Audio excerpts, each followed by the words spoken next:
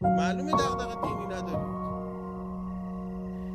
یه سری آیات که تو قرآن نسخه درمان جامعه است، جامعه سرطانی بوده، پیامبر شیمی درمانیش کرده. شیمی درمانی کردیم از مرگ حتمی نجاتش بدیم.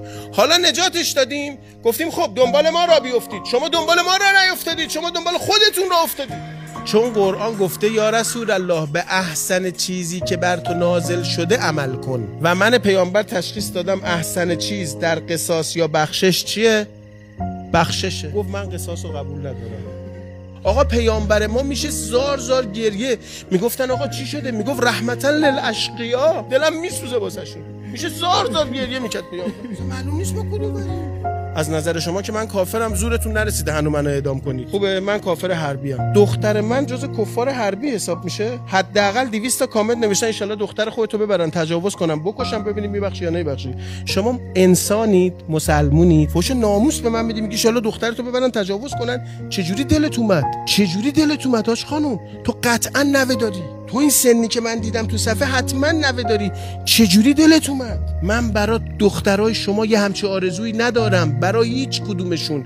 نه دختر شما، من برای دختر کثیف‌ترین آدم‌های تاریخ هم یه همچه آرزویی ندارم. دختر شمر من ببینم کسی بخواد بهش تعرض بکنه میرم جلوش میگیرم. من این آرزو رو واسه دختر نتانیاهو هم ندارم. بعد شماها مسلمونی؟ آقا یه پسرمون جنایت کرده، یه دخترمون این وسط مظلوم کشته شده. ما الان باید داغدار 2 نفر باشیم. بچه‌ای که جنایتکار شده و قطعاً تو جنایتکار شدنش تنها نیست. چجوریه که بچه تو مهندس میشه میرید بگید من کار کردم اینجوری شد، من زحمت کشیدم رتبه 1 کنکور گرفت، من اینجوری تربیتش کردم. چجوریه که بچه تو مذهبی میشه، چه میدونم ملای معروفی میشه، من با وضو بهش شیر دادم اینجوری شد، من نون حلال دادم اینجوری شد.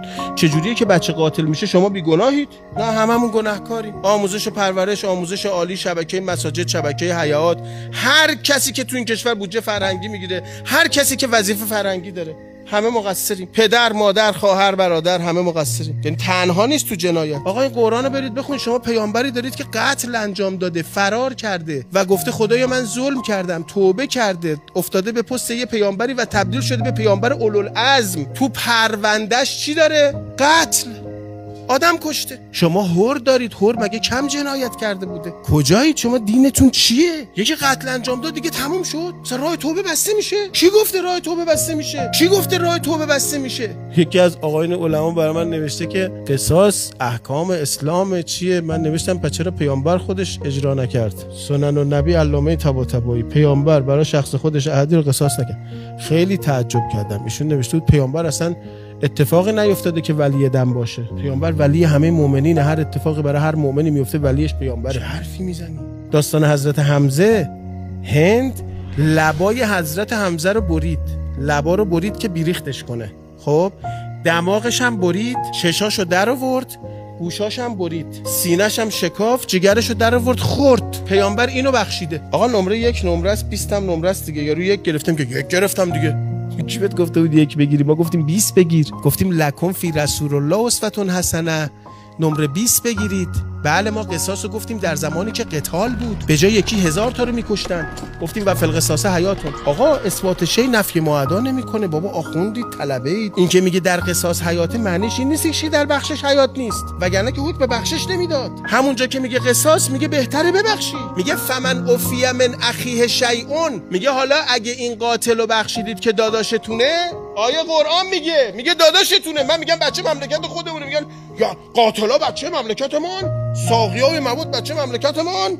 نه اسرائیل اومده. قراره بعد 1400 سال ما مثل عرب جاهلی عربستان مرکزی باشیم. همین عربستان مرکزی همین الان دیگه تو این تفکرات نیستن. برای همین خدا رحمت کنه آقا موسی صد میگفت فقیه اونه که بفهمه الان پیامبر بود چی میگفت. اینکه پیامبر 1400 سال پیش چی گفته کار سختی نیست که 4 تا کتاب بخونید بفهمید چی گفت، اگه بخونید البته. ببین من معتقدم باید بخشش بشه قانون.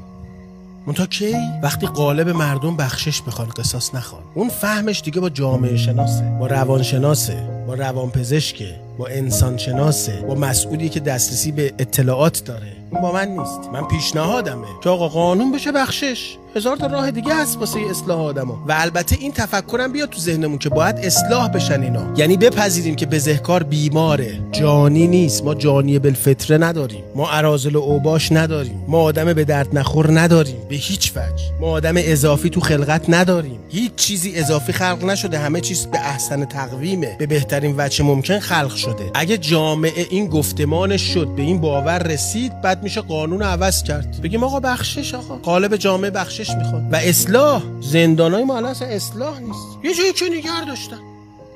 پس قصاص برای زمان خودش بهترین نسخه بود، جلو قتال رو گرفت و فضا رو آماده کرد برای اینکه بخشش کنن مردم، شبیه پیامبر بشن، شبیه یه آدم حکیم بشن، شبیه یک پدر بشن، مهربون بشن، شبیه یه فیلسوف بشن، اینقدر اسیر هوا و هوس و شهوت و غضب نباشن.